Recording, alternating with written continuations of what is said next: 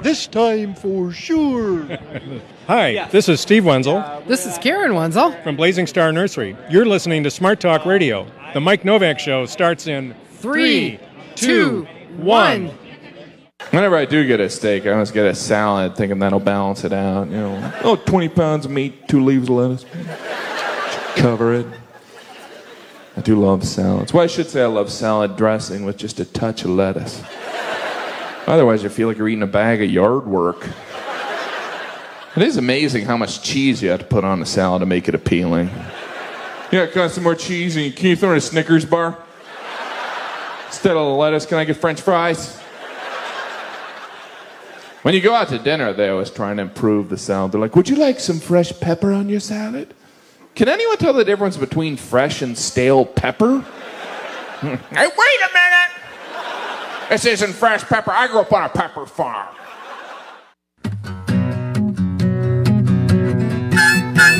It's the Mike Nowak Show with Peggy Malecki. Green, gardening, and environment radio. Flavored with a dash of humor. Welcome to intelligent, irreverent talk about plants and the planet they grow on. Your questions, comments, and participation are always welcome at 877-711-5611. Good planets are hard to find. Temperate zones and tropic climes. And true currents and thriving seas. Wind blowing through breathing trees. Strong ozone and safe sunshine. Well, good planets are hard to find. Good planets are in demand. This hour is brought to you by Bartlett Tree Experts. Every tree needs a champion. Go to bartlett.com. Jet streams, perfect air. And here they are, Peggy Malecki and Mike Nowak. Well, good planets are in demand. Right. Shut up, Wesley. All right. I got it. It's like with at least 3 or 4 seconds. You just came skidding right into this broadcast. Yeah. And I have something here that I didn't have last week. Albatross! All right. So I just went home and made sure that I had that available. So Albatross! If I want, no, you don't get to say it. Albatross! John Cleese does, and we'll throw that in when. See, you had to be listening. I know our guest is in the studio saying, "What the heck?" And can I leave before this starts? No, I'm loving it. I'm thoroughly cracked up at this point. And what she's thinking is, what a jerk. Okay. No. So we got this all in working order. This is good. And that guest in our studio is... see, we're off to a good start here, aren't we, Jeannie? We have her in a giggling puddle already. Yeah. That's Jeannie or Jean or... You, if I remember correctly from the last time you were on my show, and that was like 2013. Okay. When your book came out. Right. You I think you said, oh, whatever. Whatever, people call, Jeannie. What do you prefer? I'll be Jeannie today. Dun, dun, dun. Oh, I think I've got that music here someplace. I'm going to have to find it. Right. Andrew's looking for it right now. Yeah.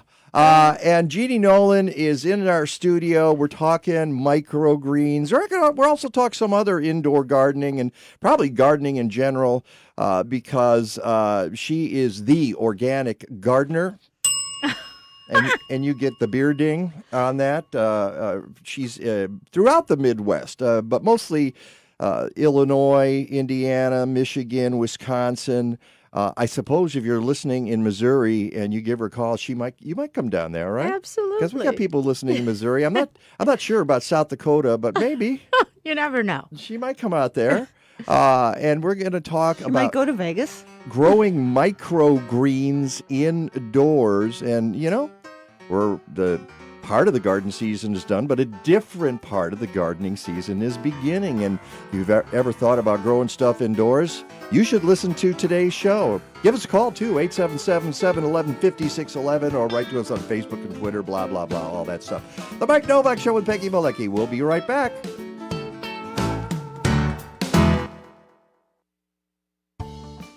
And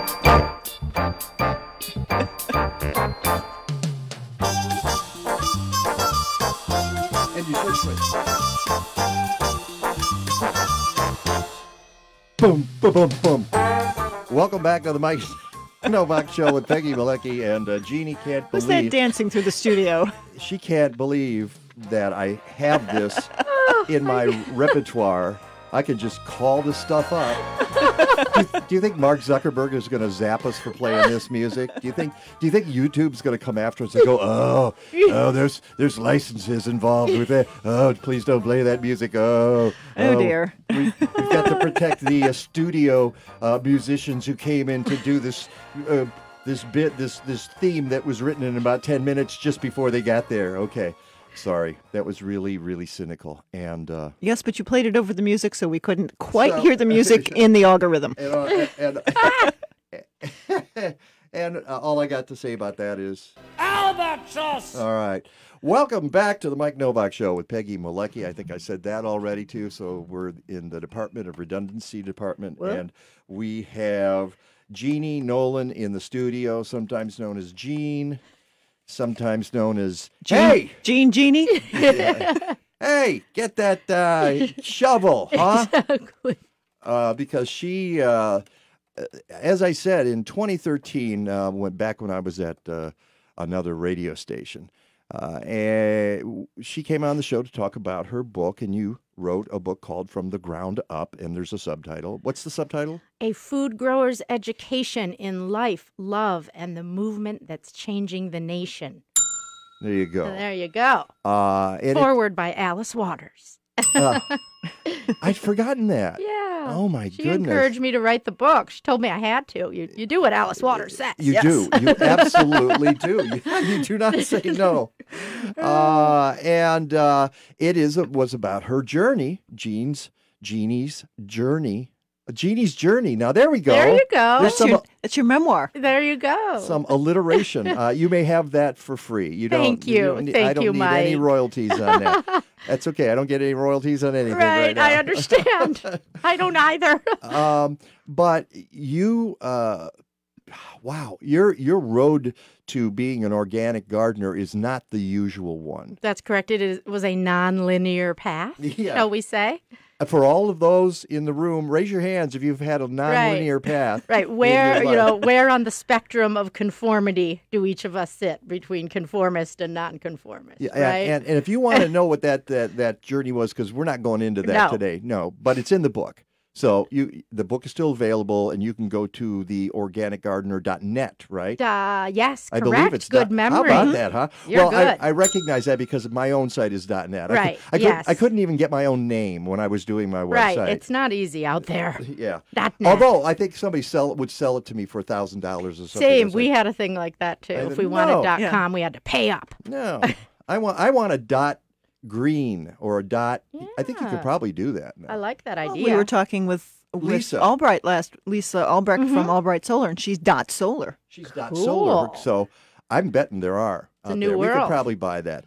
Anyway, so you had this circuitous route, but ended up starting this company called the Organic Gardener in the Chicago area, and one of the very first things you did was create an iconic vegetable garden in the city with the Green City Market. That's right, in Lincoln Park Zoo and the farm in the zoo. Yeah. We just wrapped up our 15th season in that garden. Wow. It's so hard to believe.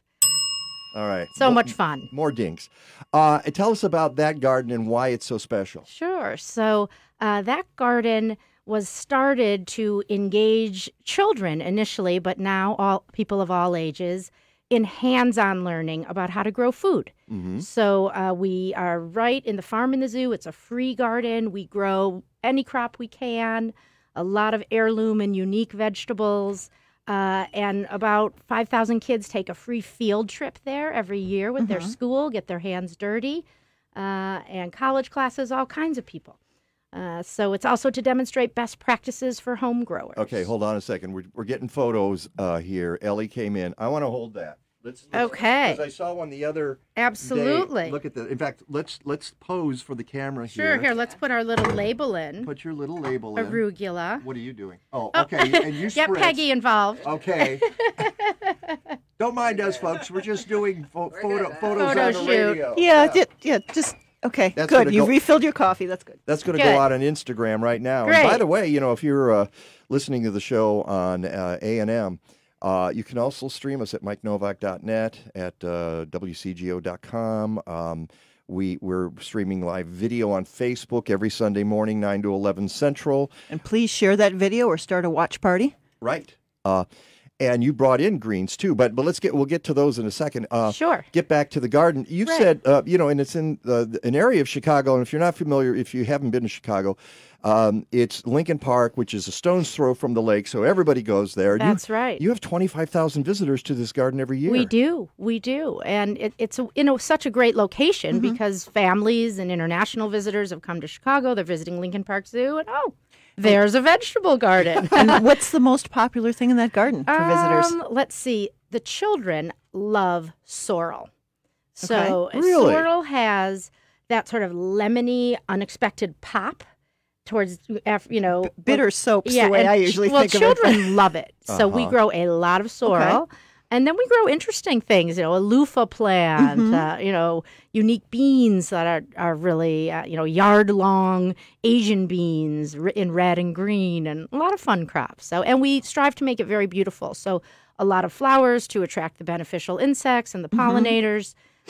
So it's a fun space. Well, and you said that it was originally built to attract children, but I got to tell you, there's a lot of adults who just want to get their hands on too and learn about this stuff and feel like it kind of passed them by. That is so true. I mean, when we think about nature deficit disorder, and when that book was originally written by Richard Louv, you're thinking children, crisis with children, crisis with all of us. We were all it's nature children at deficit one point. disorder for a planet at this point. I'll be the first to cop to it that I don't get out into nature as much as I should, even though I talk about it. Same here. A lot here. Absolutely with me. The cobbler's children have no shoes, right? So here, but you have to well, I imagine part of what your problem is administrative stuff, doing the paperwork. Finding that balance, yeah. of staying true to giving myself what our company tries to give so many other people, an experience with plants and connecting to nature and slowing down. And so tell us about that experience. What do you provide? And you've done more than 1,000 gardens throughout the Midwest. When you say you're creating gardens, what are you creating? How are you doing this? Okay, so our company covers all the range of things you need to do to get growing food. So we design gardens, we build them with raised beds and rabbit and deer-proof fencing and irrigation systems and compost bins. And then we plant and tend gardens with people. So some people are more DIY and they just want some advice, consulting. We will do that. Some people, we work with some elderly people who have property and they want a garden.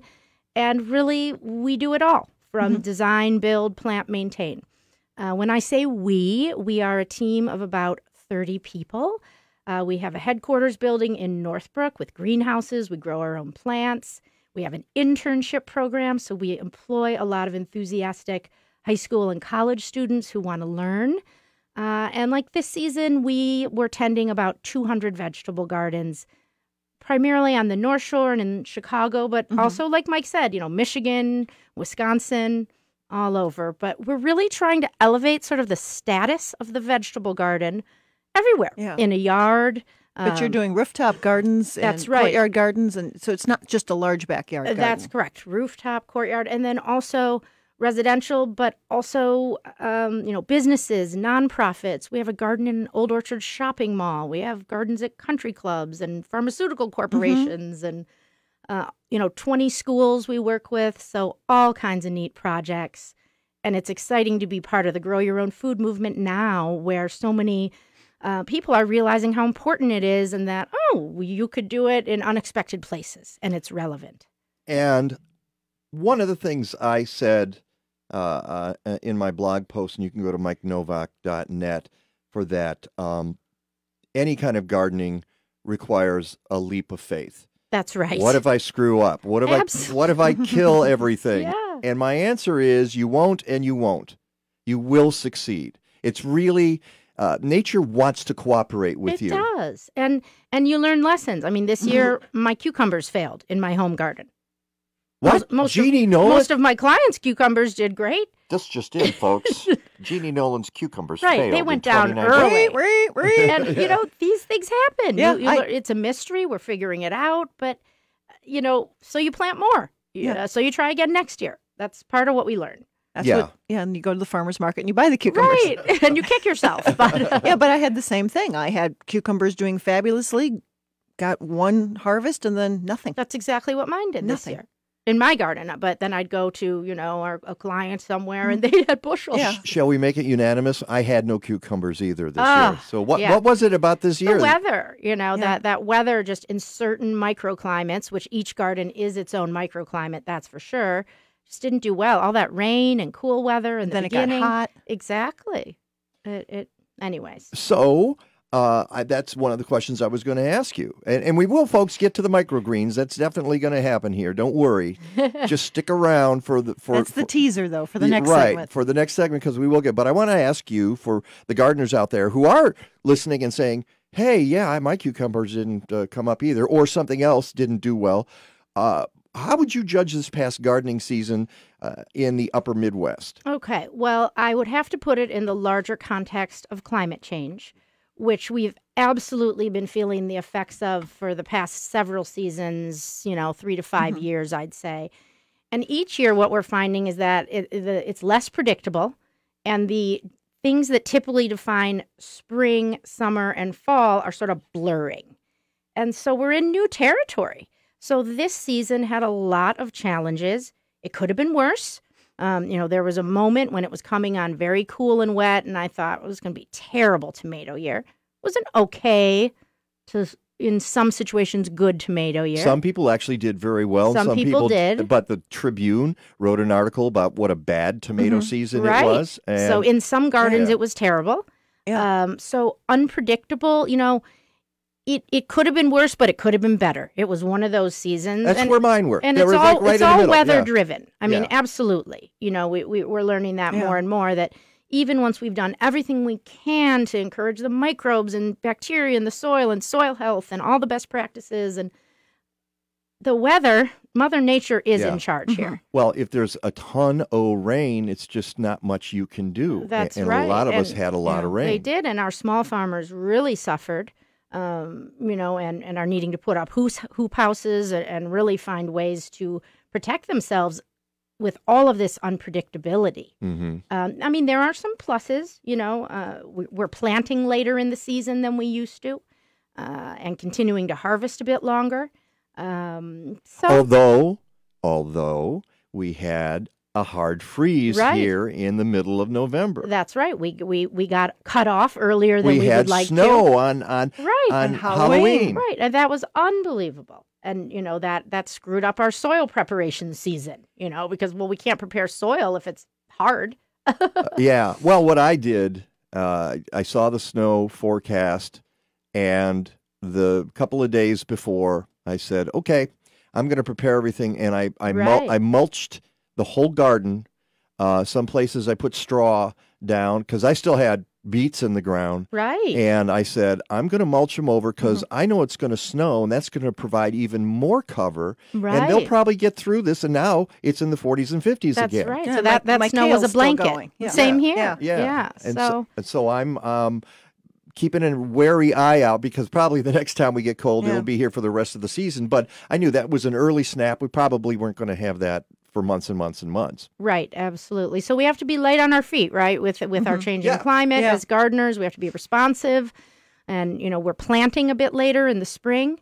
We're finding about a week later, because that early start is very risky now. Yeah, so. And if you're close to the lake, it's even later. Absolutely. There you go. All right, so that said, when we come back, we're going to get into microgreens, how you can grow stuff indoors, in your own home, in your kitchen, in your dining room, wherever, in the basement, who cares? It's the Mike Nowak Show with Peggy Malecki. Jeanne Nolan is here in studio, and we will be right back.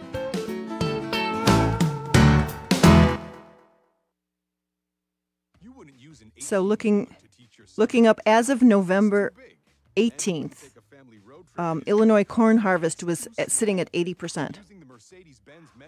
All things considered, I'd say that's pretty good. Yeah, it caught up because a month ago it was hardly even started with all the water. But yeah, Illinois is still not.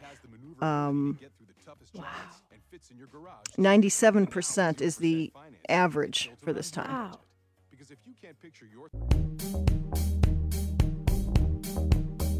I'm Joy Barrett, and along with my wife Holly, we are the hosts of the Wisconsin Vegetable Gardener Radio Show, heard on multiple stations across the country each year, March through October. Right now, you're probably very aware of whom you're listening to, but I'll let you know in case you've just tuned in. You're listening to the Mike Nowak Show with Peggy Malecki. And now here's two environmentalists that understands there's never an off-season for taking care of the earth. Mike Nowak and Peggy Malecki. Well, thank you, Joey Bear. That's all the time we have. Good night, everybody. And I think Joey's watching us on Facebook. I think he is. And now, all right, you got your promo in there, Joey. I just love it. See, he was doing a little double duty there. He's being nice to us and giving himself a little plug. You got to like that. Tending multiple gardens. There you go. There you go. Give the man a ding, okay? And we just have to remind Joey that it's important. Don't be a jerk. Okay, we're just saying. No, you're not. We love Joey and Holly Baird up in Wisconsin. Their show is in hiatus right now. They come back in March, and they advise people how to grow things. They do a lot of what you're doing, Jeanne Nolan. So one of the things, he might even comment on the next segment, which is about microgreens. So tell us how you jumped into this area. What made you think you wanted to do this? Interesting. So I would say about 3 years ago, I was at meeting with the teachers at one of the school gardens that we're very involved with, Sears School in Kenilworth. And I saw this very attractive 2-tiered grow light shelf. And some of the people on my team and I started talking about, oh, that looks really cool. This technology's come a long way. That could easily sit in someone's house. And what about indoor farming? One of the big goals at our company is to employ people with year-round careers, and that is a big challenge. So we've always been thinking about, well, we're not going to plow snow in the winter. What can we do? So we hopped onto this idea of indoor farming, growing microgreens. No, I love the idea because a lot of people in the horticultural industry switch over to snow plowing. Right. In the winter. And we have trucks. Yeah, but, sure. You know, we employ like environmental outdoor education people. Like they're not dying to get behind a truck and plow snow. It's off mission for us, right? Yeah, so and throw down salt. That's copious amounts of salt. That's right. But indoor farming is on mission for us. We're all about the experience of parents and kids and, visitors to a restaurant or a workout gym, getting exposed to how plants grow, connecting with plants, the flavor of fresh food, the nutrient density of it. So we started experimenting. We did a whole winter of trying it, researching it. And, we did at 2 places at my house and a gym where we do this. And we really experimented, trial and error, plenty of failing, which is great. And then we honed in on the crops that work, and we now help people do this, talk about it, spread the word. You can bring your garden indoors and have the sunshine and hope and fun of connecting with plants. All right. So do you have already created bins and trays with lights? Is it a system that you just kind of roll into the kitchen? That's right. I mean, we... all of this can be done DIY and found online for how to do it. A lot of us do. I mean, I'm taking the string and hanging it up to whatever's in my house. It does not have to be fancy. Yeah. You do need grow lights, but those are more and more available. I know you all have a friend who has a really unique, extra special type of grow light. That is Happy Leaf LED. Right. And they're great friends and have been sponsors of the Mike Nowak Show with Peggy Malecki. And the reason is we love their lights. Their lights are fantastic, but they sort of represent what's going on now, which is the development, the technology has advanced far so that in the old days, people would say, oh, go get a shop light. Which still works. It does. But it's not as well. Not as well That's because of the advance in technology. It's not as elegant of a solution, basically. Right, and I think that's part of what's happened, what you just said. The movement is now produced. So there are these units. We buy ours from Gardener's Supply Company. And they have ones that are sort of bamboo or black metal, and they're great looking. You can put it right in your kitchen. There's tabletop or standing. And a lot of people want something that's attractive while they're growing and that's stuff. what we've gone for. Yeah. And the another great thing on the LED lights is they take very little energy. That's it. So they don't get hot. They don't burn out. Right. And we put an automatic timer. It comes with a timer. We typically have the lights on for about 12 hours. We try to mimic, That's interesting because a lot of 5 a.m. to 5 p.m. Yeah, kind of a lot of folks will say 16. So you like 12, huh? That's been fine for us. I mean, what we are growing is microgreens and shoots. So that we come in kind of 3 categories. Is it appropriate to go into? Yes. Yeah. Great. So my favorite are the shoots. I love to grow shoots and sprouts. Sunflower sprouts and pea shoots. Those are 2 of my favorites. I use them in salads. I'll sometimes lightly stir fry the pea shoots. They're good on a sandwich. With eggs in a smoothie. So I love to do those. So that's basically the cotyledon that comes out and before it produces leaves, right? Yes. But it's the entire sprout. It's not just the snipped green. That's correct. Right. So and with those, with most of the micros, we do 2 cuttings. So, we'll grow them once till, somewhere between 2 and 4 or 5 inches. The pea shoots can get pretty tall. Cut them and grow them once more. So and that's what people want to know about microgreens. They say, well, you mean I can cut them and they're going to grow back? They will. I mean, that second round is stronger in flavor. It's a little tap more fibrous. It's not for everybody. We also offer this as a service for a small amount of people. And if we're there once a week, we're not so much doing cut and come again. But in my own house, I do that. Now with the microgreens, I will list to you the types we grow, but it's important to know in front that the flavor difference is subtle. So you're talking radish, kale, tatsoi, arugula, cabbage, and broccoli. Those are the types of microgreens that we grow. Some of it is fun because they're different colors. So we'll grow a red cabbage. It's really a nice color.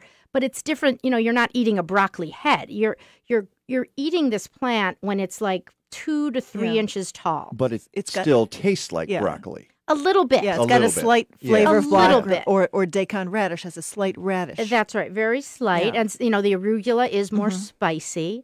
But what I love about the microgreens is the nutrient density. Is really high because they're just at the beginning of their life cycle, and you can feel it. You can feel the life in these plants is just boom. It's you can wonderful. see it as they come yeah, up. And you've got a tray the here. color All right, is just beautiful. And I think that's some of the cool thing on microgreens too, of having that. See if I can hold this Yes. They moved the camera out. Oh, there it There you go. is. So those are our arugula microgreens. Those have been growing 1 week. And when we seed them, we use an organic potting soil. We pre-moisten the soil. Sorry to cover you up there, Peggy. That's oh, wait. There.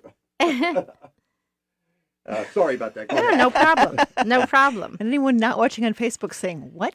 Huh? What? Well, Well, and you missed the arugula if you're not watching the on beautiful Facebook. arugula. And then we do herbs as microgreens. So we've struggled with Like this a lot. dill? We do dill, cilantro, basil, different types of basil, lemon basil, and parsley. Initially, we were trying to grow potted herbs, larger herbs, rosemary, lavender, thyme, and we found that more challenging. yeah. So we've really gone to doing it all microgreens. It is a self-watering setup. We can go into the setup a bit. But What about beets? I've had beet microgreens, and it's interesting. It's different. Yes, we did try beet microgreens. They were good, but they aren't as consistent in germination and how they work. So they aren't part of our main roster, but they do. It's they more do of well. a little bit more of a labor intensive. That's right, and we're experimenting now, adding red vein sorrel to our mix. We've been having a lot of fun helping Chef Rick Bayless with his whole operation this season. Yes, he And gets you've a been ding. working on Rick Bayless's garden, haven't you? That's right, for this season. Uh-huh. We were together at the 20th anniversary luncheon for Green City Market, and I asked him how his garden was going, and he needed some help. So it was good timing. Come on by. I need some weeding done But right he now. has an amazingly impressive set up for microgreens and all these unique herbs. Indoors or out? Indoors, in his basement. Okay. And it is for the restaurants. For the though. restaurants, absolutely. And some for him, probably. Yeah, too, but- it's so we're also learning a lot there, and that was started long ago with Bill Shores, who I'm sure you all know, and so that was a very cutting edge. Early adapter to microgreens And at if you Rick look, Bayless's garden. and we've got like 45 seconds before we break, but if you have ever seen Rick Bayless's backyard where he grows a lot of stuff, it's tiny and it's got shade issues, and still the production is amazing. It is phenomenal. It's So a you model can urban do farm. It, yeah, you can do it. And he's right next to the L tracks Right. as well. So people, On the 606 on the 606, trail right. there. All right. Yeah. All right. When we come back, more information. I want to talk about the kinds of potting medium or media Yes. you use, and some of the tips for harvesting and for just growing in general, what folks need to be aware of. That's Jeanne Nolan from the organicgardener.net. It's the Mike Nowak Show with Peggy Malecki, and we'll be right back.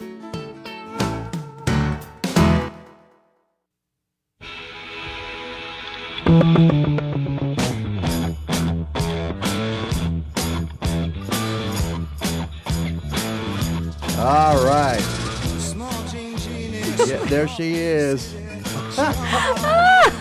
And she's in our studio. Thank you, Mike. I just find them all. And I just, You do. welcome back to the Mike Nowak Show with Peggy Malecki, and Jeanne is here in the studio with us. So that would be Ms. Nolan. Ms. Nolan to the rest of you. Right. Oh, Mrs. Very married. And you'll be happy to know we've all been called idiots on Twitter. Yay! Good for us. Somebody wrote, the lines between seasons have always been blurred. Nature does not stick to man-made calendars or seasons. Idiots. I see. Okay, great, cool. Well, Love now. it. Anybody else want to call us an idiot? 877-711-5611. This is the Idiot Hotline. Is open right now. Let's get to back to microgreens, Jeanne. Yes.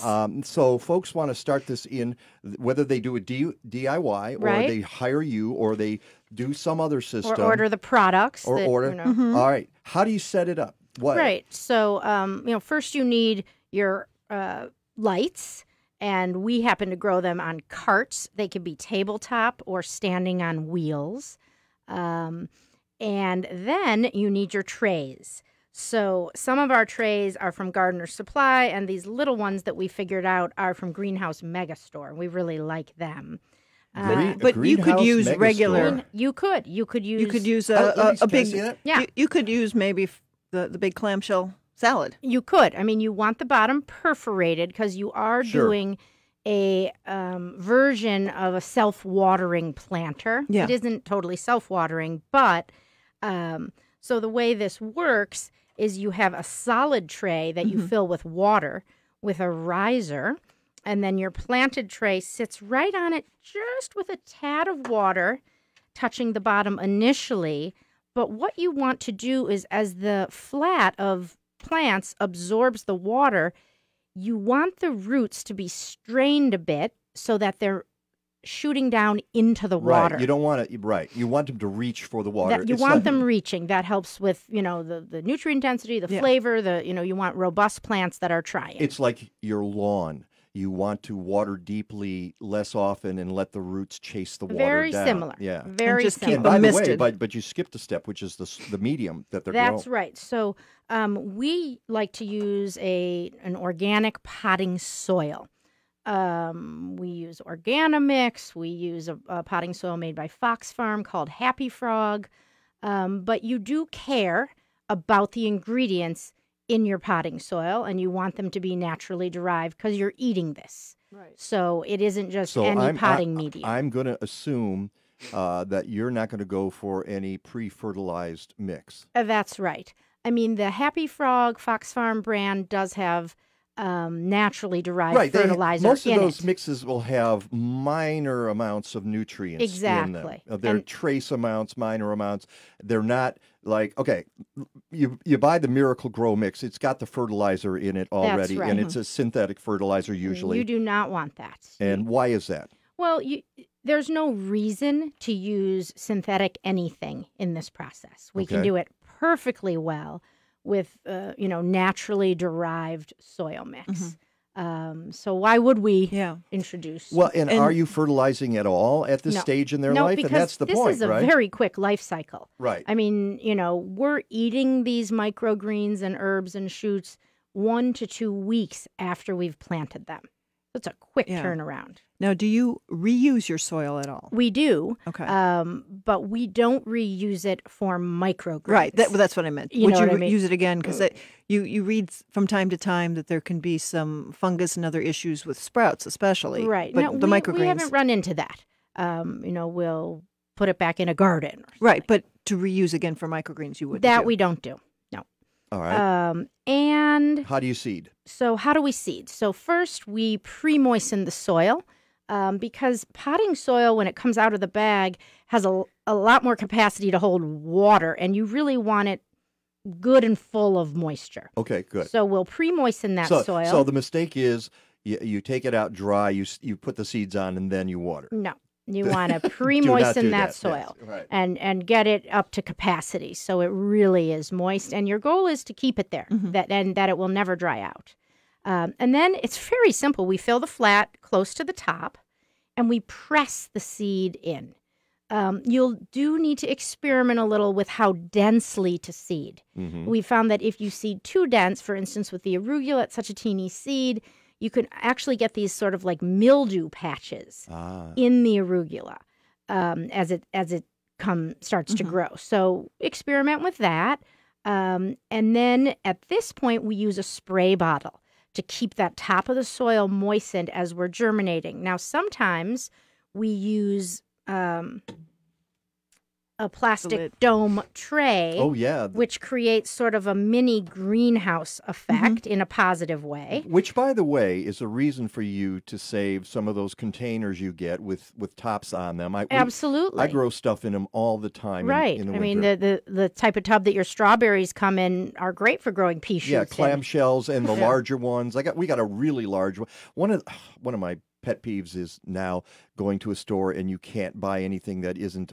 You can't buy produce that isn't encased in plastic. It's nuts. It's crazy. Nuts. Yeah. So and I think people look at me funny because I'll just grab a head of lettuce or a bunch of spinach, throw it into my reusable bag, and then I take it to the counter and I just throw the thing out on there, and they look at it like, why is this not in plastic? Me too. I'm that weirdo too. Yeah. Okay. But we care, We got 2 minutes, so let's get through this. The function of this dome is to encourage germination, because sometimes there can be some issues, with getting all the seed to sprout. So this dome really helps, but it doesn't stay on the whole time. Once the micros are growing nicely, you can take it off. And then the main thing I would say is don't let them get too old. These are meant to be eaten very young, and that's when they're good. Good point. And as you mentioned, and I've got it here, you sent me a lovely little PDF. It says when microgreens are tall enough to cut, use the scissors and snip the greens just above the soil line. To serve, wash the microgreens with water and dry with paper towels or a salad spinner. For freshest flavor, eat today. Yeah. Add them to soups, salads, sandwiches, eggs, and main dishes. Store the remaining cut microgreens in a plastic bag in your refrigerator. They typically last 5 to 8 days when refrigerated. That's right. Thank you for that little bit of that little PDF you sent us. Appreciate that. Well, good. And folks can click on that if they go to MikeNovak.net and check out this. We got like a minute left. So, and of course, the lights are part of it. Whatever light you have will give you instructions. But if you have a fluorescent, you got to put it pretty low, like about 6 inches above. That's right.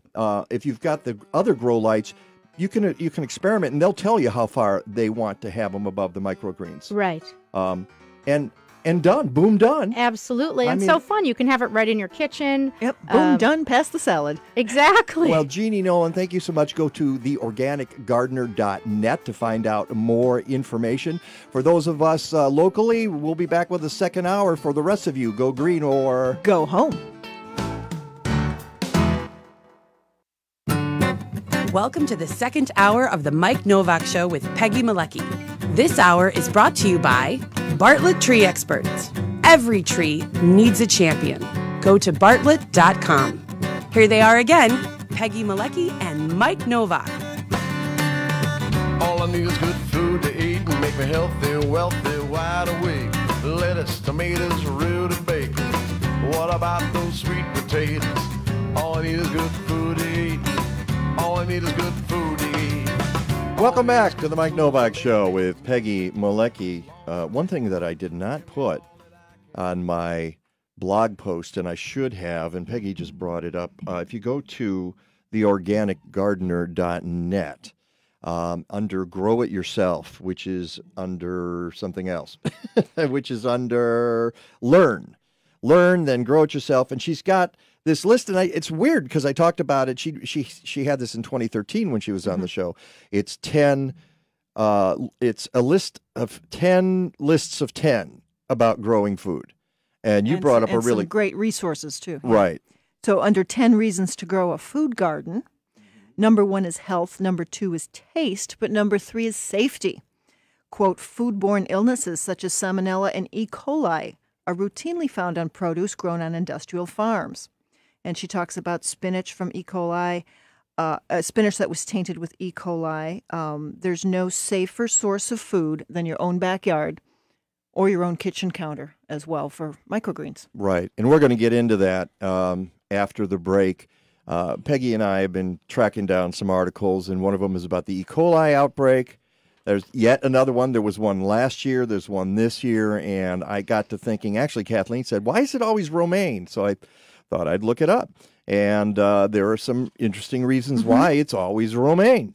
But if you grow romaine in your own yard and you're not next to a factory farm, or or having people touch it in various stages of its shipment, you're not going to have those issues. Or being next door to a place that has perhaps lots of wild animals walking through or something. Yeah. So that will come up in the second segment. Well, I also want to tell you that later, and I'm not exactly sure when, they're sitting outside. Well, Hannah's here. I haven't seen Justin yet. Fred's on the line. Justin's here too? Justin's here. Great. At some point. And Fred's giving us the thumbs up from wherever he is in the world. Hey, Fred. Out in, he's on, I believe it's one of the moons of Saturn that he sends he's nodding. Yes, okay, good. And they're going to come in here to talk about Gabby Road. As you know, Gabby Road has been following our show on WCGO, flagship station for the Smart Talk Network. And we haven't had, the way we've communicated in the past few weeks is we're running out with our stuff in the madness of 6 minutes setting up, and they're running in with their stuff. We go, hey, have a good show. Hey, see you later. And that's been kind of it. And we're like, who are those guys? I don't know. I don't have any idea who those people are. So we're going to find out today. They're going to be on our show, and we'll give them a little ramp up. We're going to give you that bump, the Mike Nowak bump into the 11 o'clock hour. And so we're looking forward to that coming up later. I wanted to mention briefly, though, I got a message from our buddy Pat Scatch, who occasionally fills in and does our weather stuff. He is and I always forget his title, and I apologize for that, Pat, but he's a statistician, basically, a weather statistician. And he said, hi, Mike, a little trivia for you. Thanksgiving 2019 is the latest Thanksgiving on the calendar. I wonder if he means ever. I have no idea. Probably the latest date for a Thursday. Yeah. 2018, last year, was the earliest. So that's why that was, folks, if you thought there was an extra week between Thanksgiving and Christmas, there was. And you do not get it this year. So you're all going to be scrambling. That's what's going to happen. Let's see. Thanksgiving Day is recognized from November 22nd through November 28th. So there you go. That's the official word from the official guy, Pat Scatch. Give that man a ding. All right, when we come back, going to look at a few stories that have made headlines. Some of them are pretty disturbing. Some of them are just interesting. I'm going to try not to cry. It's the Mike Nowak Show with Peggy Malecki, and we'll be right back.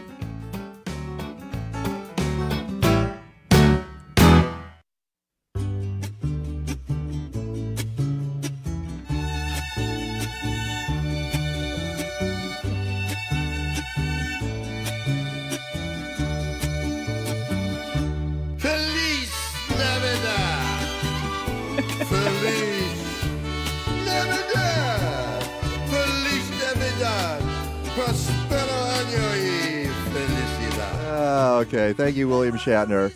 I just brought that up because it's ridiculous. That's one of the reasons. But also because you were looking, you might have heard us a second ago, the commercial for City Grange, one proud sponsor of the Mike Nowak Show with Peggy Malecki. And the commercial for the frozen robins. And you combine the two. Because you are one. Yeah, because I are one. And you combine the two, and what happens is you get the frozen robins at City Grange. Oh, dear. On the 19th of December, we're going to be there from 6:30 to 8, warbling and just having a really good time. That sounds like a great time. I think there's going to be a fire, and there'll be probably hot cider. And libations. That's because always at City Grange. Shut up, Wesley. And what else is going on? Well, before that, City Grange, which is at 5500 Northwestern in Catalpa, they are getting Christmas trees, and they are working with a Wisconsin grower sourcing Douglas firs, balsams, and white pines. As their website says, there's a tree for every tradition. You can have your tree delivered. They're going to pick out the tree for you and get it to your front door. They are tree concierges. So we are aware that we still haven't even gotten to Thanksgiving, but that's why we did a little Feliz Navidad so you can for your pleasure. Yeah. So as they say, feel good about the tree. It came from a small Wisconsin grower, and you're supporting a local business and a local tree farmer. Yeah, you got to go over to City Grange, see what they're up to, and especially the 19th, 6:30 p.m., the Frozen Robins live. We'll get Ellie to put that up. And in person. And actually, Deb, who I believe is listening, will be singing there with us. Deb, who comments occasionally on Facebook, is also a frozen robin. So there you go. All right. Those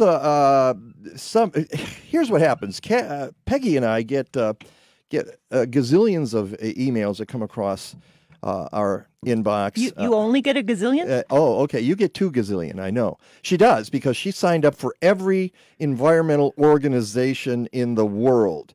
And some gardening organizations and some health and wellness organizations. And then Peggy will send me an email, say, I suppose you got this. And I look at it and go, no, I didn't get that, because I don't sign up for everything. I don't sign up for half of them either. They just show up in my inbox. I don't know why they show up in your inbox. So we exchange these things all the time. And Peggy will send me an email that says, should we put this up on the Facebook page? And I'm like, I don't have time. Go ahead. You put it up. So Ellie, you put it up there. It's just, we're inundated with stuff. So sometimes they make it on the website, and sometimes they make it on the Facebook page, and sometimes they make it on the Twitter, and sometimes we just have to go on the air and talk about stuff. And we just lined up a bunch of stories the other day. It was kind of funny. Peggy said, so what you got? And I went, this. How about that? And she went, well, yeah. I'll see your this, and I'll raise you that. And she said, and sent out all these different stories. So we're going to start copying you, Ellie. No, Ellie doesn't want that. She does not want that. So New York Times headline from yesterday, I believe, from the 22nd, no, from Friday. CDC issues E. coli warning on romaine lettuce ahead of Thanksgiving. You gotta love that. But if you're my family, there's no greens on the table anyway, so you don't have to worry about that. Well, the Forbes headline that went along with that: CDC, do not eat romaine lettuce from here. E. coli outbreak gets worse. What's going on? And so the New York Times writes, the Centers for Disease Control and Prevention warned consumers on Friday not to eat any romaine lettuce from Salinas, California, after at least 40 cases of E. coli infection nationwide were linked to contaminated products from that region. In a statement detailing the E. coli outbreak, which has affected 16 states and left at least 28 people hospitalized, the CDC also advised retailers not to sell any lettuce harvested in Salinas.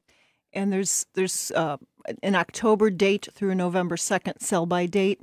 And for the most part, it's in pre-made salad kits from places like Sam's Club and restaurants. But it leads to the bigger question, and where else? Here's what happened. We as a society decided, oh gosh, it's much safer to put it all in plastic. And now you got to be careful, because if you pick up that plastic and it's all in there, you might be getting a little dose of E. coli with that. So I'm at home and I'm listening to this. We're on the news and thinking, well, actually, it was Kathleen who said, why is it always romaine? And I thought, wow, I really don't know the answer to that. And so I went online and I found an article from 2018 in the AZ Central out of Arizona. It's part of USA Today chain. And let's see here. What makes such a magnet? Yeah, what is causing the E. coli outbreaks? And their answer is, it's a medical mystery. Does contamination occur in the field, from the water, air, soil? Is it the result of animal incursions, weather, or does it happen elsewhere in the supply chain? A processor, distributor, transporter?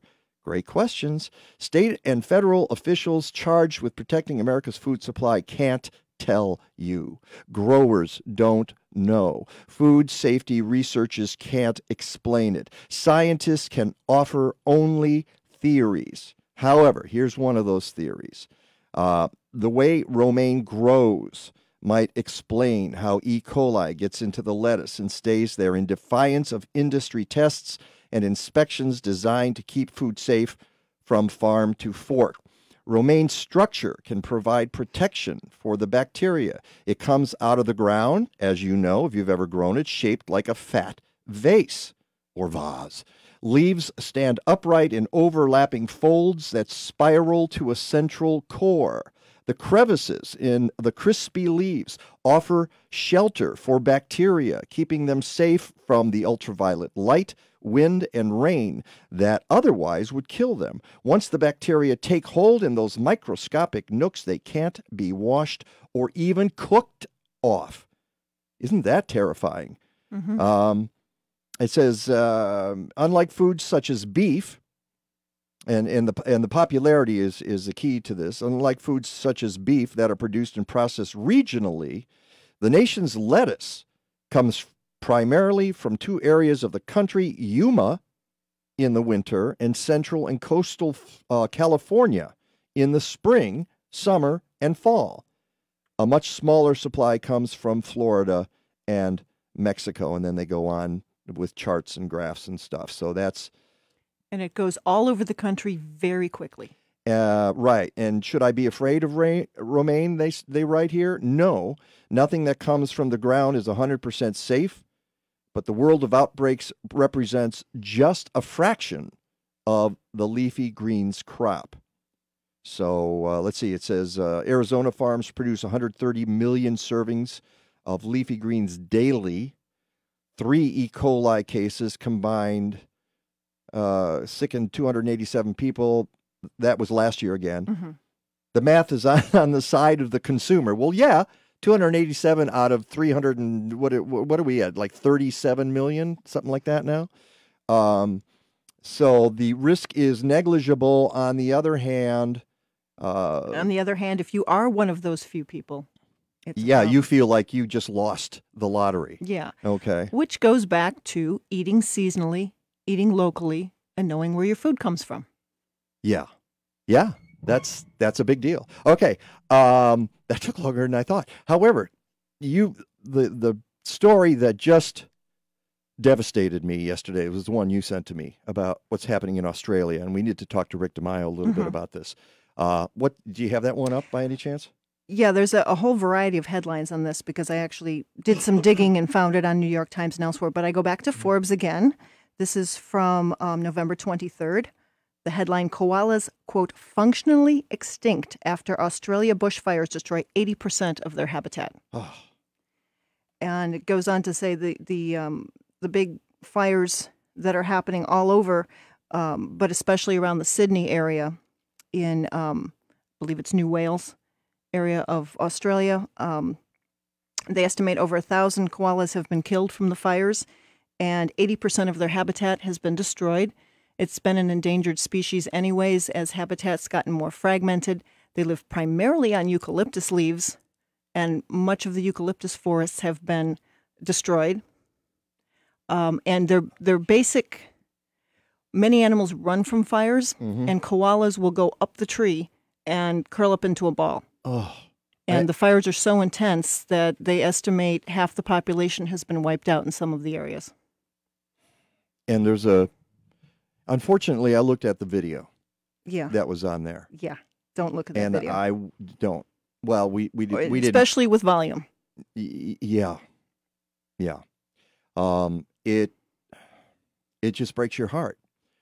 And it was actually a rescue of a koala, but the poor thing had just didn't know where to go, what to do, and a woman takes off her shirt and wraps the koala in her arms and runs off, and it's like pouring water from a plastic water bottle onto the koala.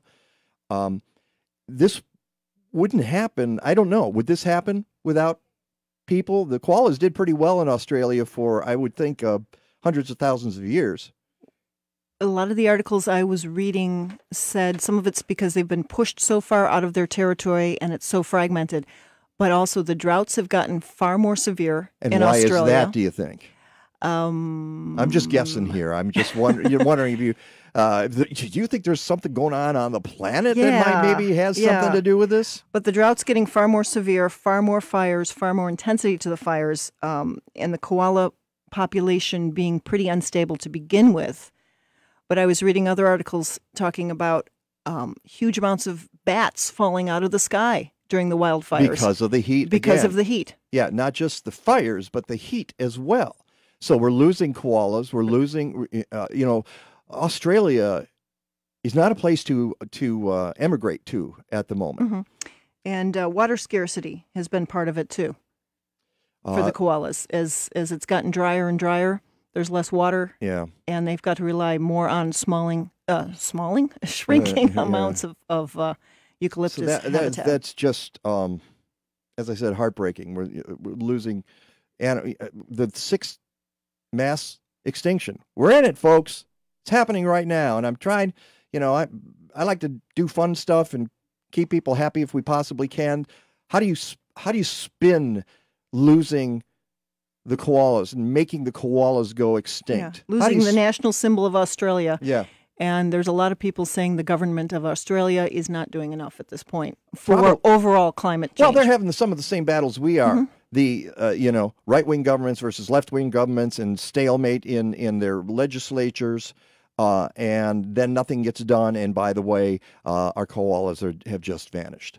And that's where we are. It's because we dither and we don't enact policies, and we withdraw from the Paris Agreement and things like that. And we wait for the lobbyists to save us. We got like a minute and a half here, and I saw a really interesting story about climate. It was again in the New York Times, and it was how scientists got climate change so wrong. This was actually from November 8th. Few thought it would arrive so quickly. Now we're facing consequences once viewed as fringe scenarios. Had a scientist in the early 1990s suggested that within 25 years, a single heat wave would measurably raise sea levels at an estimated 2/100th of an inch, bake the Arctic, and produce Sahara-like temperatures in Paris and Berlin.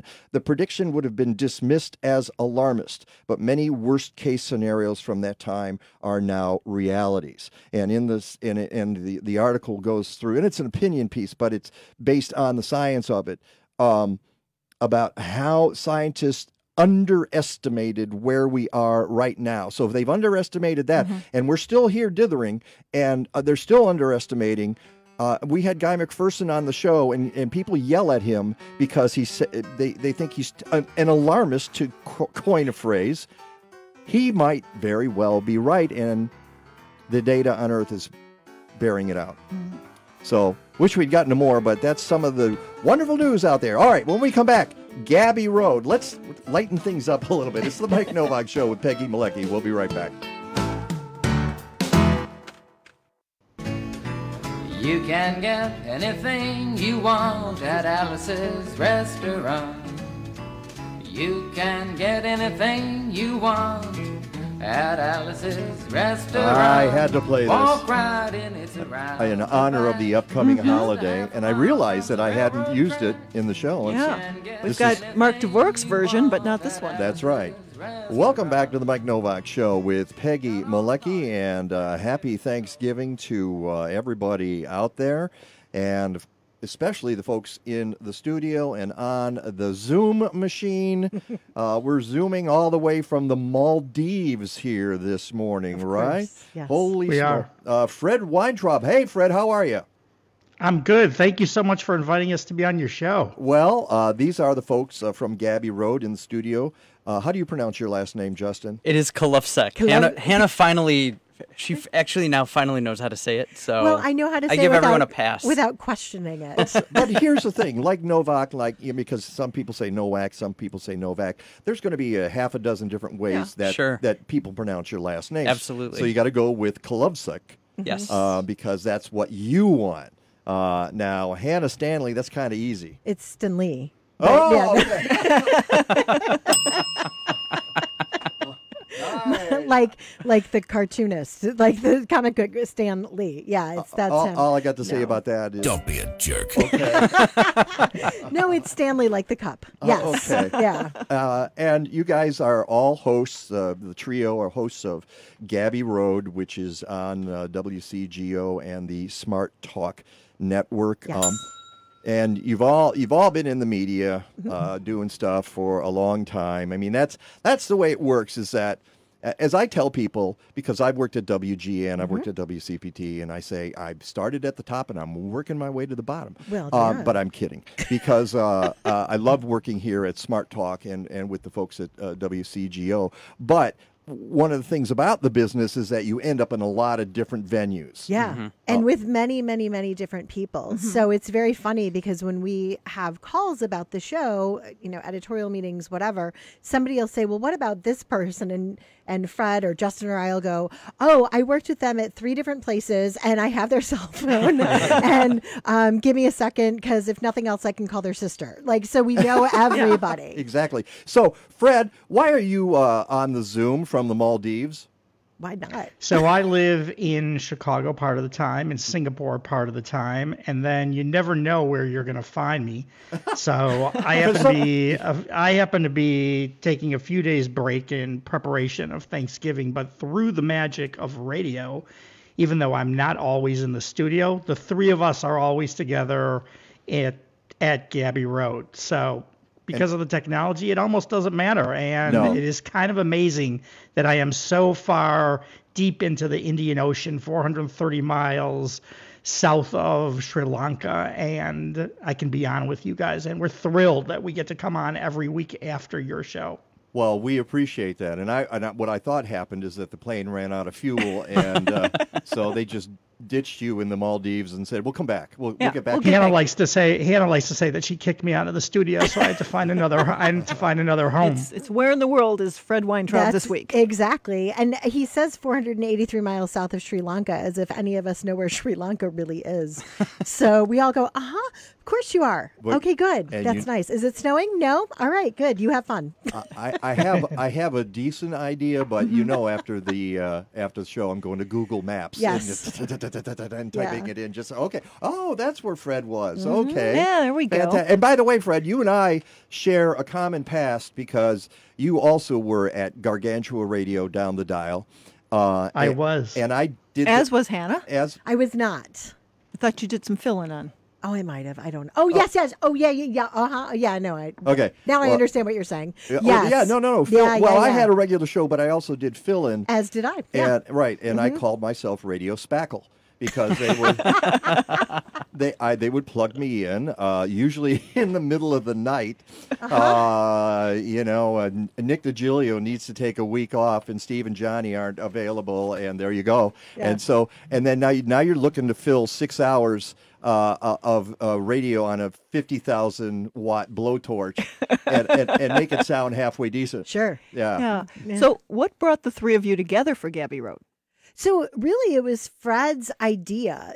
He had been frequently a guest of mine on after not mentioned radio station. Gargantua. Gargantua Radio down the dial. Yes. And he reached out to me and said, I think we should do a show. And I went, yeah, I think we should. It was that simple and easy. And then as we developed what we wanted to be, we realized we had a great guy sitting there, and we had a reason for him, in that we have 3 generations that can come to topics and bring perspectives that are a little bit different. And that way we can represent the millennium.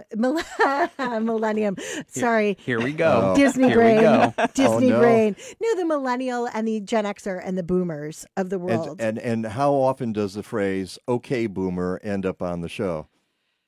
Never yet. It hasn't happened yet, but now it's going to, definitely. I'll just put it that way. They did call me a boomer once, and I was like, do not try to make me a boomer. I am Gen X. We tease a little bit because at Justin's expense, because it's super easy. It's okay. I allow it. I allow it. But Fred, there you are. You're stuck where you are, right? In Boomerland.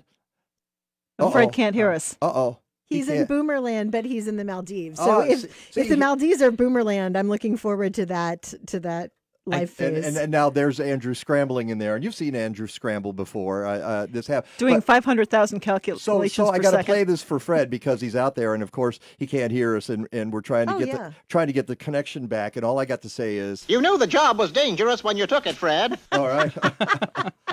And he can't hear it, so that was wasted. So you guys are together, and you had perspective on a lot of different things. Mm-hmm. So I was looking at your topics on your website, and you can go to smarttalkradio.com. Oh, do we have Fred We have him back? back. You do have me back. Yeah. Oh, that's a shame. I'm sorry. You have to play it for Fred again. Then. Okay, I'm going to play it one more time for you, Fred, and it goes. You knew the job was dangerous when you took it, Fred. All right, so, and you know that's super chicken. So yeah. So you guys cover everything. You're all over them. Usually Peggy and I know if it's going to fit in our show, it's going to be about the environment or gardening or sustainability in some way, shape, or form. Yeah. So one of the things we've talked a lot about during our planning phases and during our meetings each week, and there's several sometimes, is this interesting to any or all of us? Is it going to be something that we can learn and help other people learn more about? And are we going to feel good about that content? It's not going to be something where we're like, ugh, that was just the worst thing to talk about ever. We want it to be uplifting. We did and a couple of those in the previous segment, okay? No, the koala story is like heartbreaking and also compelling. So I'm all about those wildfires. I have to learn more and more. California, Australia. Yeah. I just one of the stories we didn't bring up was about the Amazon, and I read just yesterday that there's a report now saying, because Brazil was trying to say, we always have this many wildfires, and then the report says, nope, not really. This was an exceptional year. This is a bad one. The worst since 2010. So there you go. Yeah. So no, it's really just what we feel is going to be valuable. We want people to listen and go, I am so glad that I spent that time with them. And we also want to surprise them so that we try to get in guests that no one thinks are going to come over to the radio station or get on the telephone. I don't expect anybody ever to show up. Realize, both in your show and in our show, that we can get almost anybody to come on the air. And as Hannah and Justin said, really what it's all about is we want to give out good information, we want to entertain, and we want people to have chips in their pockets. So then when they walk out at the end of either your show or our show on a Sunday, then maybe they know something that they didn't know before, that they have a smile on their face, and they can get on with the rest of their Sundays.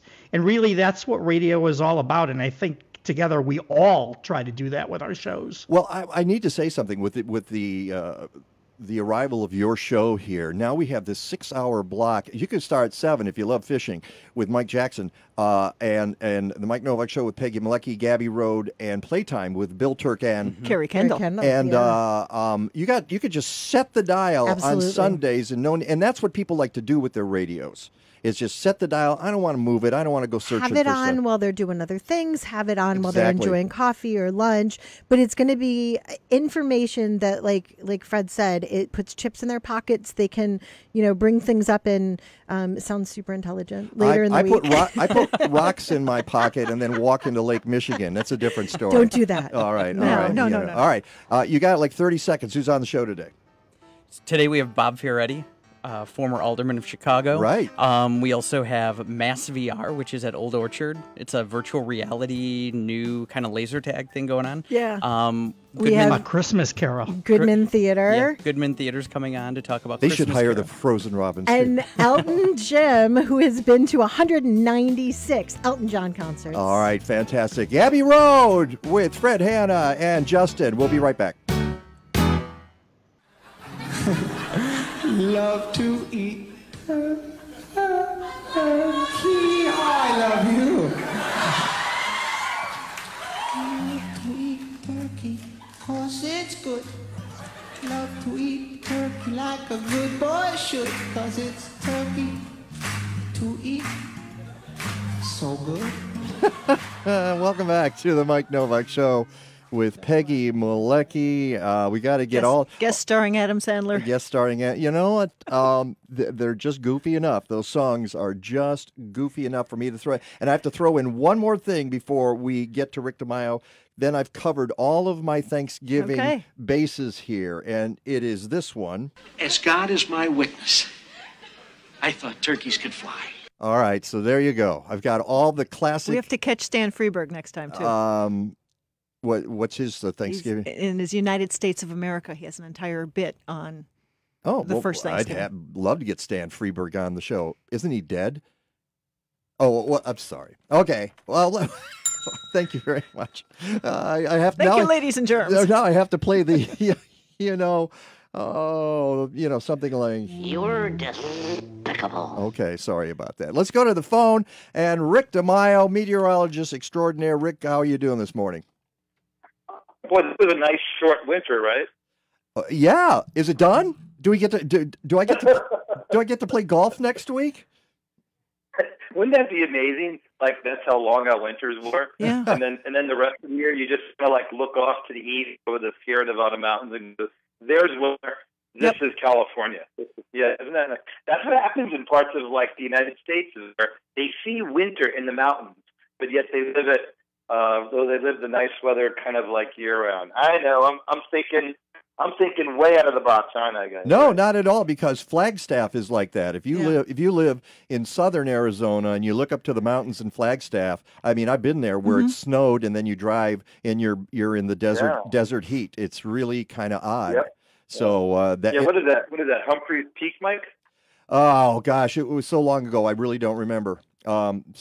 Oh no, I know it. I was just testing whether you know. No, I don't. So you busted me again. Okay, so I've been there, but I don't know the name. I don't know if you heard us earlier in the show. We were talking about the devastating fires in Australia that have rendered the koala bear functionally extinct, is what scientists are predicting now because their habitat. The koala bear or their habitat. The koala. The koala. Because they have no habitat. There's less than 80,000 left now, and that I think is a generous estimate. Right. It's not the koala bears extinct, but their habitat is. Well, no, but that will render the koala bears functionally extinct. That means that they will not have an impact on their habitat. Yeah, the population is not big enough, they think, for it to remain viable. I haven't read the report, but usually we're pretty good about reestablishing some sort of habitat for them. Obviously, you'd have to move them. I've not seen that yet, but this is definitely something that I think my students at Loyola will be interested in because in both classes, the 4 p.m. and the 7 p.m., the groups have chosen Sydney, Australia as one of the cities doing their topic on. And if this just came up recently, I'll make sure that they cover it. I'll send you some of the links. All right. Rick, I got to ask you. Without a doubt. Can you get near a window? I'm not sure where you are today, but it's kind of cutting in and out. I don't know if you can help us with the cell signal. Yeah, sure. I can do that for you. No problem. Oh, there it is. Don't move. Yeah. Don't move. He took his tinfoil hat off now.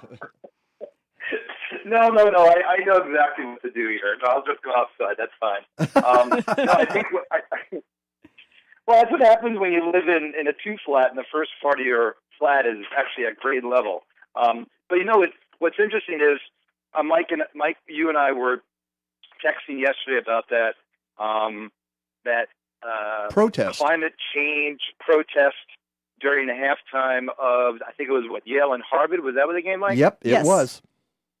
Yeah. And, while I think that's kind of cool that students do something like that, and obviously they were on the news everywhere, I still think it's more important to get the students to understand it from an educational standpoint. So one of the things that we're doing at Loyola is their midterm project was studying climate change in a national park. Their second project, which they spend about 5 weeks on, is an international city. And it's amazing sitting down and working with the students and watching their eyes open up when they start to look at the different things that are affecting cities around the world. And they go, wow, I didn't know that. And this is what the city is doing about it. One of the cities is actually Abuja, which is Nigeria. And when you see Nigeria, which is an incredibly oil-rich country, how few of the monetary resources are going to the public, and then you look at the outlying areas around Abuja, which is basically all sub-Saharan Africa, and one of the biggest problems there is deforestation and soil degradation. And then another group is doing Buenos Aires, another group is doing Brazil. They're learning about, obviously, soil degradation in the Patagonia area. And then, obviously, you look at the Amazon. I think you mentioned this earlier about the wildfires. So the fact that this is happening in Australia allows these kids to kind of thread the needle about how a more variable and changing climate is affecting cities and countries directly, and that's so much more that I can teach them out of a textbook. Yeah, and that's great to see the kids engaged in. I'm going to say the kids engaged, but younger people engaged in this. Well, come on, I'm not a kid anymore. But the protest. I'm glad it was there. I don't know how much. If you want to ask, did it do any good? Yeah, it did good. It called attention to the fact that some people care about climate change. This is a dumb football game, and I know people love their football. It's a dumb football game, and for an hour, they got people to pay attention to climate change. All right? Yeah, maybe we can do that at Northwestern to probably fill up the stands a little bit more. But I think they probably – no, seriously, you look at the game yesterday, the stands are half filled. But I think it's really important to see how effective you can be by doing something as easy as interrupting a football game, and you know that it's going to be covered. And I loved every bit of it. Yeah. And, earlier, and we got 2 minutes. Did you give me 2 there, Andrew? Oh, yeah, 90 seconds. I'm just going to make a comment, and I'll let you do a forecast. I read from an article. Yeah. I read from an article in the New York Times that came out at the beginning of the month about how scientists got climate change so wrong, and basically that they were way too conservative about what was going to happen, and it's all happening right now. So we need. I get it. I think I've kind of echoed those sentiments as well, where certain things we've figured things out and certain things we haven't. Yeah. All right.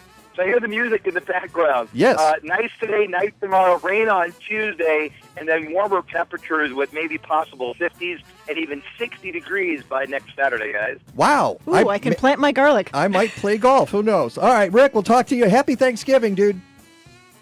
You too, Mike and Peg. Take care. All right, take.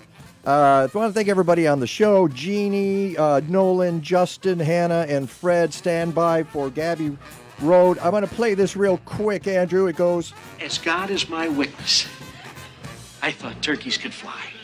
Until next time, go green or go home. It's over. How'd you like it? I don't know. I slept through the whole thing. Well, you didn't miss much.